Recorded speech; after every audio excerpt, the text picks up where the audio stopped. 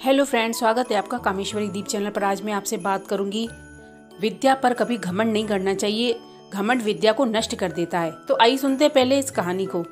महाकवि कालिदास जी रास्ते में जाते हैं तो उनको जाते समय प्यास लगने लगी। वहीं एक उन्हें कुआं दिखा। वहां पर उन्होंने देखा एक पनियारिन पानी भर रही थी। तभी कालिदास उनके पास जाते हैं और पनियारिन से बोले, माते मुझे थोड़ा सा पानी पिला दीजिए, आपका बड़ा पुण्य होगा। पनियारिन बोली, बेटा मैं तुम्हें जानती नहीं हूँ, अपना परिचय दो, फिर मैं पानी पिला दूंगी। कालिदास ने कहा कि मैं मेहमान हूँ, कृपया पानी पिला दे। पनियारिन बोली, तुम मेहमान कैसे हो सकते हो? संसार में दो ही मेहमान हैं, पहला धन और दूसरा यौवन। इन्हें जाने में समय नहीं लगता। सत्य बताओ तुम कौन हो?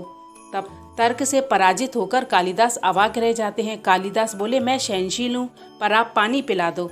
पनियारिन ने फिर कहा, नहीं, सहनशील तो दो ही हैं। पहली धरती जो पापी पुण्यात्मा को सबका बोझ अपने ऊपर उठाती है, पसीना चीर कर बीज बो देते हैं तो ये अनाज के भंडार भर देती है।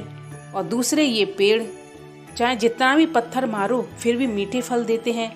तुम सहनशील नहीं हो, अब सच बताओ तुम कौन हो? कालिदास मूर्छा की स्थिति में आ जाते हैं और तर्क वितर्क से झल्ला उठते हैं। तभी कालिदास बोले कि मैं हठी हूँ।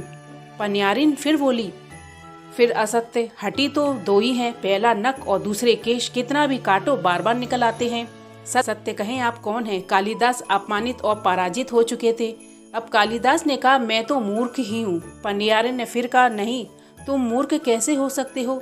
मूर्ख तो दो ही हैं, पहला राजा जो बिना योग्यता के भी सब पर शासन करता है, और दूसरा दरबारी पंडित तो राजा को प्रसन्न करने के लिए गलत बात पर भी तर्क करके उसको सही सिद्ध करने की चेष्टा करता है। बोल न सकने की स्थिति में कालिदास उस वृद्धा पनिहारिन के पैरों पर गिर पड़े और पानी पिलाने की याचना करने लगे।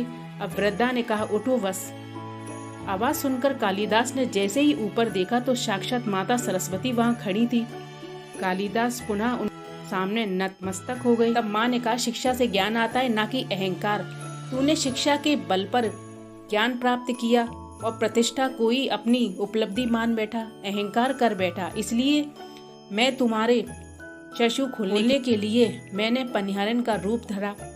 अब कालिदास को अपनी गलती समझ में आ गई और भरपेट पानी पीकर वहां से आगे चल पड़े। विद्या पर कभी घमंड ना करे, घमंड विद्या को नष्ट कर देता है। दो ही चीजों को कभी व्यर्थ नहीं जाने दे, एक अन्न के कण और दूसरा आनंद के क्षण।